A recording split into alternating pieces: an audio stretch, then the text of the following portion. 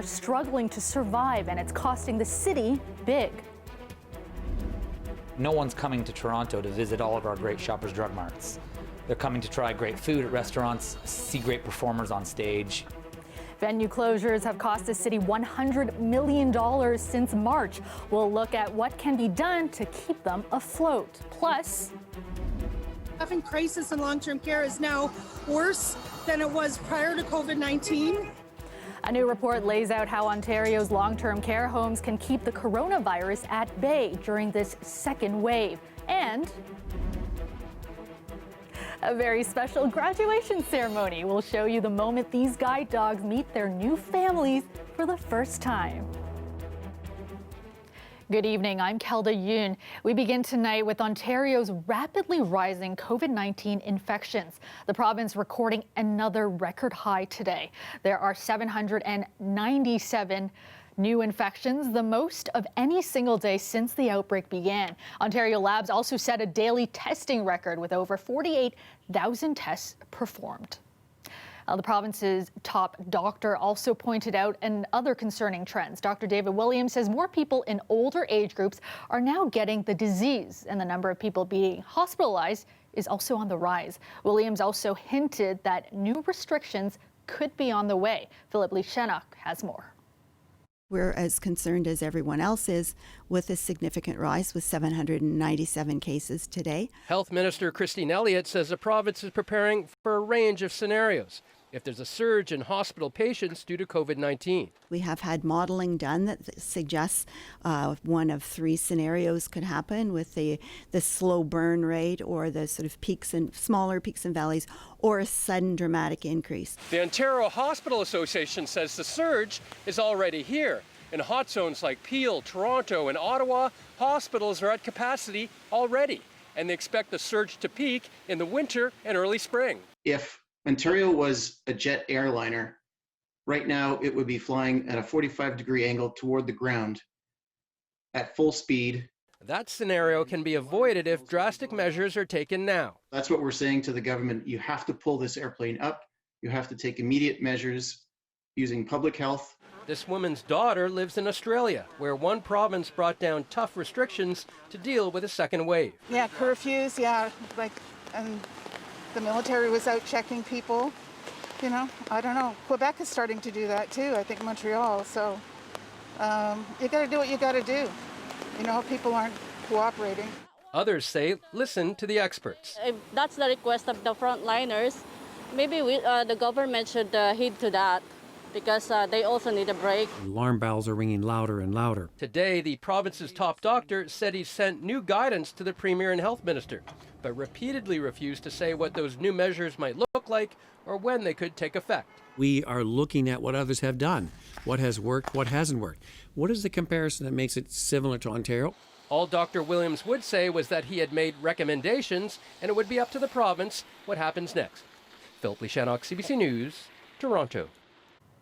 Mississauga's mayor is urging the province not to impose further restrictions on businesses in her city, saying COVID-19 case numbers have remained relatively stable over the last month.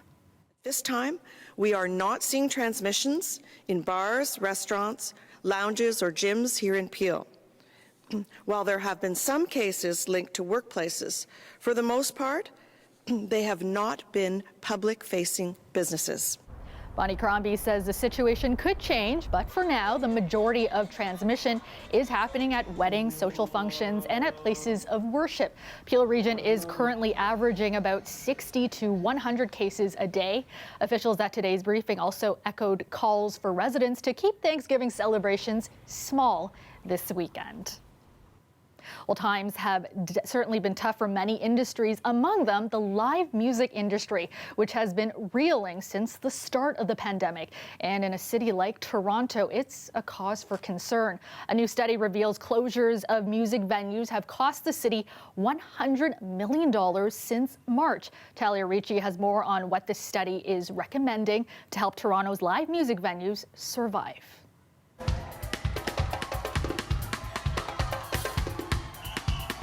An energetic crowd singing along at a concert like this seems like the glory days. But even then, Toronto's music industry was fragile. And now, even more so, as live performance venues like this one have no choice but to get creative during the pandemic. We were able to put a monitoring system out on the back patio so that crowds back here can actually watch a show happening inside. And we film the crowd back here too and send that back inside for the artists on stage to see on their own monitor. So it keeps them connected.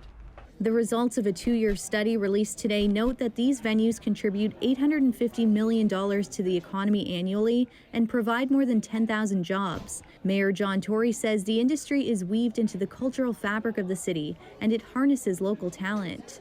I mean, the number of people who probably would say they listened to music and it brought them some peace at a time when people were just living this incredibly turbulent life like we've never seen before, I think by itself underlines how important music is.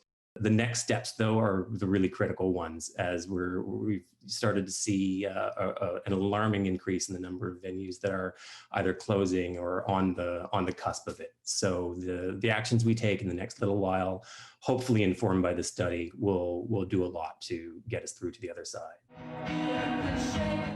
Among some of the recommended actions were ensuring music venues receive rent reduction benefits, spearheading a group insurance program tailored to live music venues, and developing a Canadian live music fund to sustain the industry long term.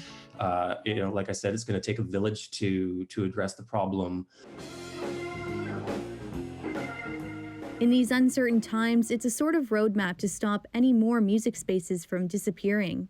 At this point in time, my only real hope is waking up and just kind of getting us through this period we're in so that we can at least sustain having this place here by the time something might change in the world. So the music can play on in Toronto for future generations. Talia Ricci, CBC News, Toronto. The province is creating a new $9 million fund to help local festivals and special events continue safely amid the pandemic. We want to make sure that the kids have some level of support from the province of Ontario for Halloween, that we support our Legions as they go to a virtual Poppy campaign and remembrance services. The funds are meant to help event organizers maintain public safety requirements by taking their events online or creating unique experiences. Those interested have up until December 1st to apply for the funds. Also at the announcement, the organizers of this year's Santa Claus Parade spoke about their plans. They are producing a 2-hour made-for-TV special running on December 5th. It will include colorful floats, musical performances, and, of course, a visit from Santa and Mrs. Claus. We know COVID-19 has devastated long-term care homes in Ontario, and we're learning tonight that complaints about these facilities shot up in the first few months of the pandemic. That's according to a new report by Ontario's patient ombudsman. But as Lorena Redicott reports, there are concerns many of the problems still haven't been addressed. Maureen McDermott's 93-year-old mom, Elsie, survived a case of COVID-19 in May. She's not surprised by today's findings. They were in their rooms for over 100 days. That can't happen again. It absolutely can't. I won't watch my mom die of a broken heart through a dirty window again.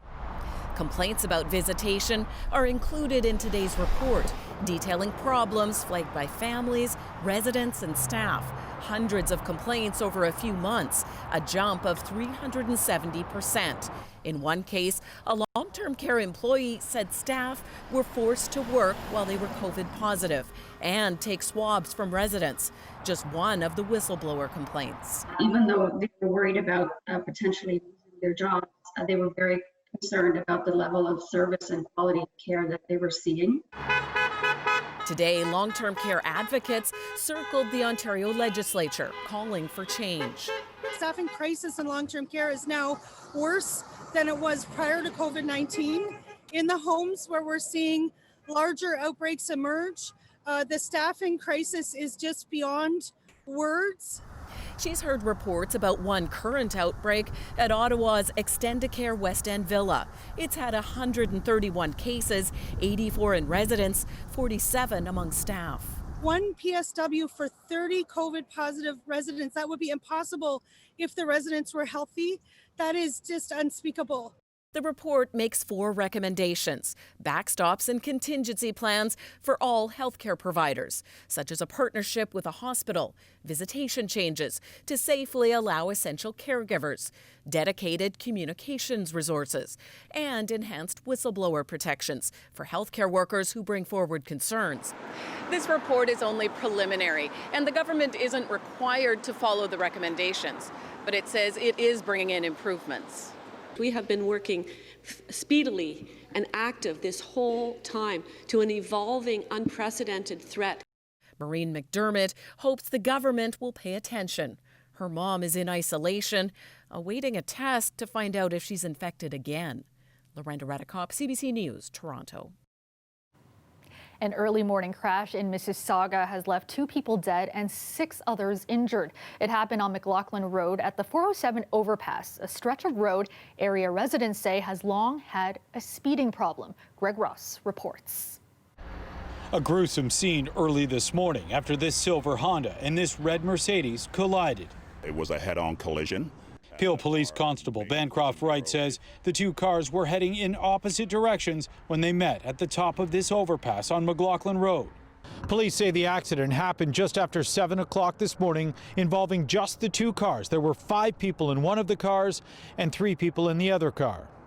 We know that both of the drivers were men, but it was 2 female passengers who were killed in the crash, 1 from each car. The other 6 individuals are all at a trauma center.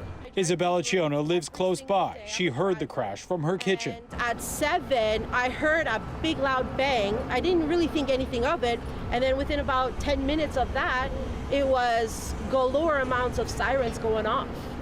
She wonders if speed was a factor, something she says is a big problem on this road. Anything after 8 o'clock at night, this becomes the Indy 500.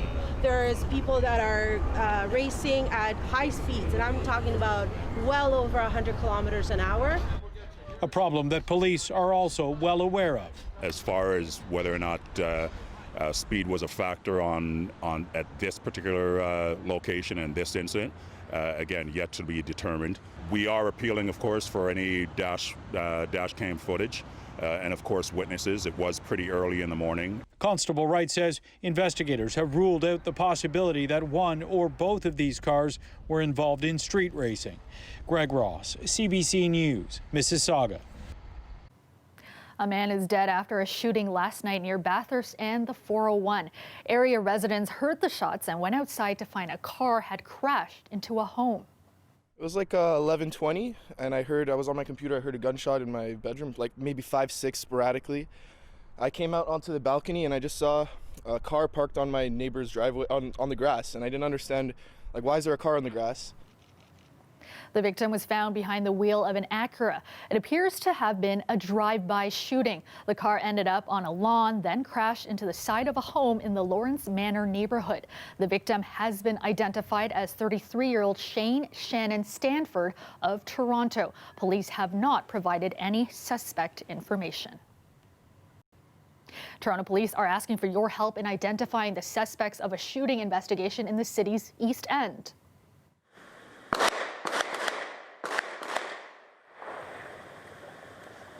Police have released video of the incident that happened at Walpole and Hiawatha on Tuesday morning. The suspect was seen fleeing from the scene in an Acura after gunshots rang out. Multiple shell casings were located, but no injuries reported. Police are asking anyone with information to contact them. Well, it's official. Ford's Oakville plant is going electric thanks to hundreds of millions of dollars from the government. The combined contributions from Ford, Ottawa, and the province, today's announcement represents the largest investment in Ontario's auto sector in over 15 years. Ottawa and Queen's Park will each put up $295 million. The deal was a key part of last month's $1.8 billion deal between Ford and Unifor to start making 5 new electric car models at the Oakville plant. The upgrade will make Oakville Ford the #1 electric vehicle factory in North America. Tonight was a special night for 2 autism assistance guide dogs and for the kids they'll soon be helping. A graduation ceremony was held for the dogs as they embark on their new journey. And they got to meet their forever families for the first time. Take a look.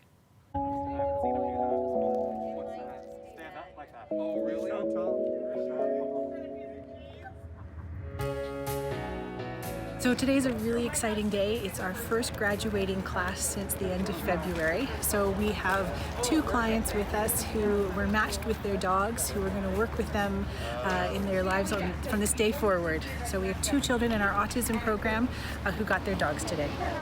How did you feel when you first met Stanley? Surprised, excited. What do you hope to do? Do you feel it's probably like one of your new best friends, hopefully? Yeah. We're supposed to receive him in March, the last week of March, and we were delayed because of COVID, yes. Yeah. How does it feel today to finally meet Stanley? It's been a long time waiting, and it was pretty exciting. Yeah. This is Titus. He's a 2-year-old poodle that my son Nate is getting. So it's graduation day. We've completed a 5-day training session and learning all the commands and learning how to best utilize Titus so that he can support Nate and help Nate be the best person he can be. I'm hoping it's going to help Nate develop his confidence so that he can be the best person when he's in situations where he's feeling a little bit uncomfortable. It'll be a source of comfort and just help him connect with people a lot more than he has been able to.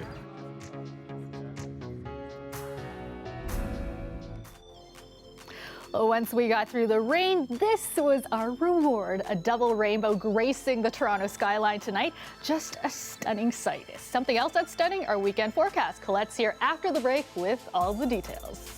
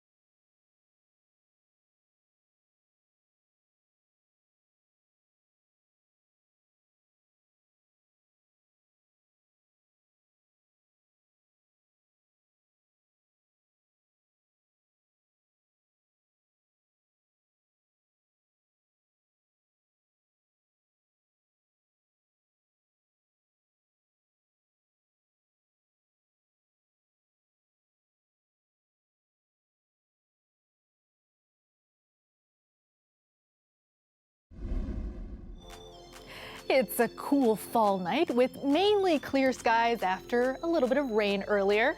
Meteorologist Colette Kennedy joins us now with a look at the forecast. And Colette, things seem to have cleared up quite a bit. Thank you, Kelda. Well, looking ahead to what we have overnight tonight, even though we had those showers today, we're actually getting into a clearing trend, and that's going to give us a couple of things going on. The winds that have been strong, I mean, really strong yesterday, but even today a little gusty at times, those are letting up. So a few things happening. One is that we've got some fog developing overnight tonight, so a few areas where we're going to see some reduced visibility on the roadways, but also the risk a little further north, but some frost development as well. So be aware of that. But also be aware that we've got a beautiful day on tap for Friday. So we're going to see quite a bit of sunshine, but also those temperatures rising up above seasonal, not just Friday, but really going up there Saturday. As we get towards Monday, the best chance of seeing some showers returning. There's a slim chance before that. I'll kind of walk you through those conditions coming up.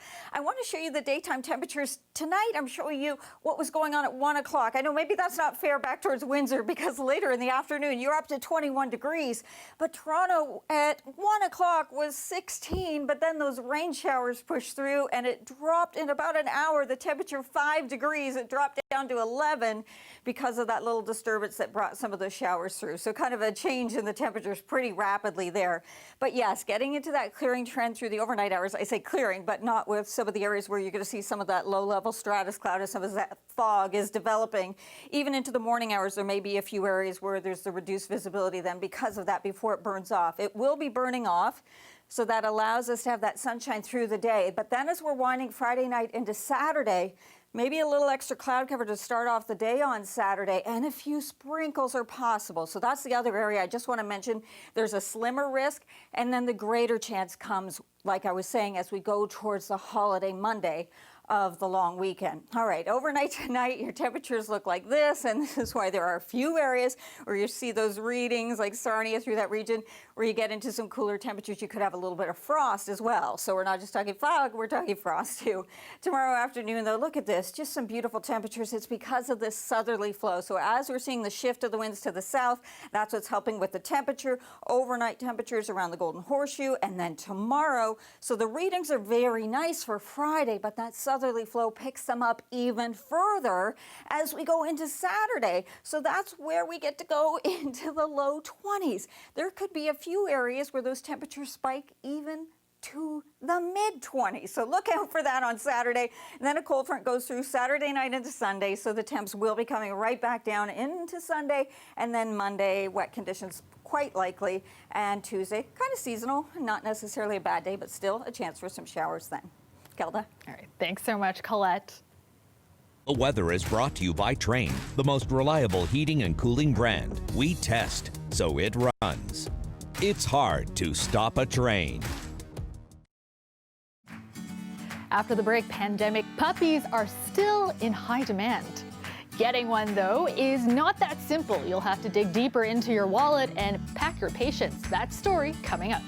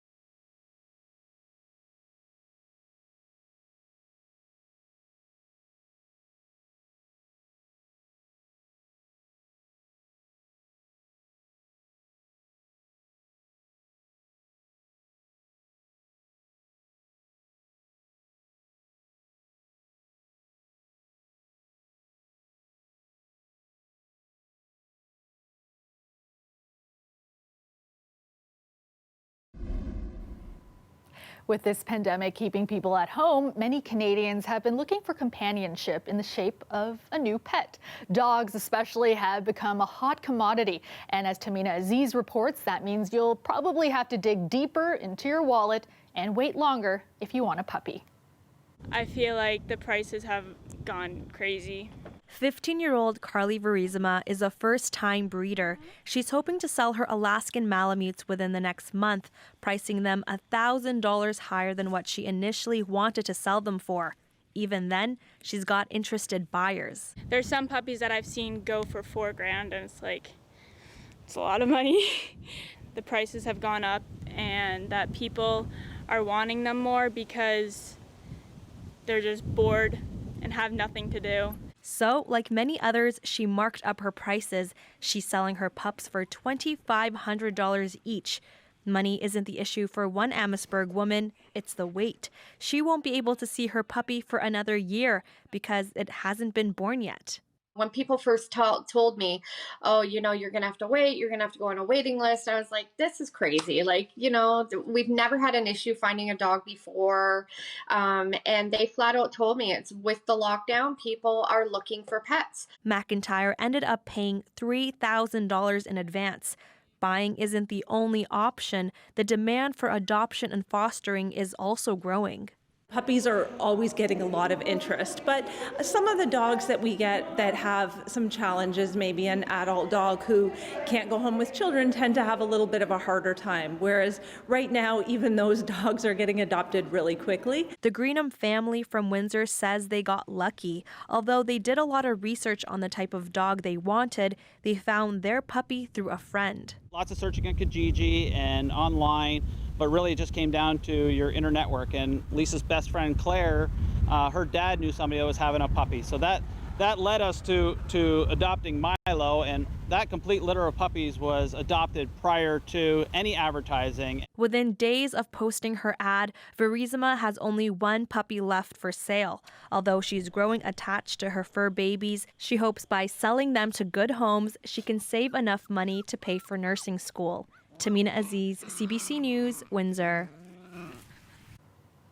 And that's it for our show tonight. Thanks so much for watching. I will see you back here tomorrow night at 11. Have a great night, everyone.